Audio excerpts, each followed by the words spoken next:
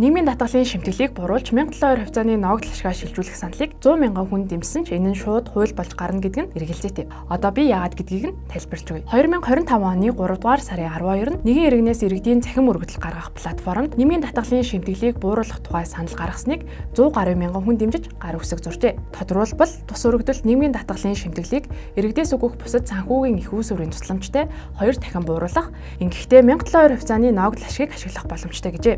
Үүнийг дэмжиж 100 гаруй мянган хүн гарын үсэг зурсан нь олон нийтийн хүсэл сонирхлын илэрхийлэл гэж харж болно. Гэвч энэ хүлээлтийг төөрөгдүүлж ажлын хэсэг байнгын хороогоор ярихгүй шууд улсын хурлаар хилэлцээд шийдчих мэт ойлголт төрүүлэх мэдээлэл түгээжээ. Уг нь нэгэн тухай хуульд нийтийн өргөдлийг дэмжсэн иргэдийн санал 100 мянгад хүрмэгц улсын хурлын дарга саналыг хилэлцүүлж шийдвэрлүүлэхээр холбогдох байнгын хороонд ажлын 5 өдрийн дотор хуваарлж нэгдсэн хуралдаанд танилцуулна гэж заасан байгаа. Харамсалтай нь 100 мянга хүрсэн санал болгон хууль болоод байх боломжгүй. Жишээ нь 2023 онд цалинтай ээжийн мөнгийг нэмэгдүүлэх санал мөн адил 100 гаруй мянган хүний дэмжлэг авсан ч одоо хүртэл шийдэгдээгүй хэвээр.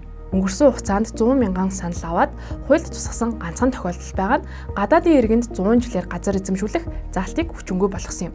Цаашдаа хууль хэрэгжүүлэхдээ асуудлаа ингэж ялгаатай авч үздэг байх уу? Эсвэл бүх нөхцөлд хэрэгжих үед чанартай хуультай байх уу гэдгээ шийдэх цаг болжээ. Монголын баримт шалгах төвийг дагаж их сурвалжаар баталгаажсан бодит мэдээллүүдийг авч байгаарай. Аливаа мэдээллийг хуваалцахаас өмнө эхлээд бод Think first.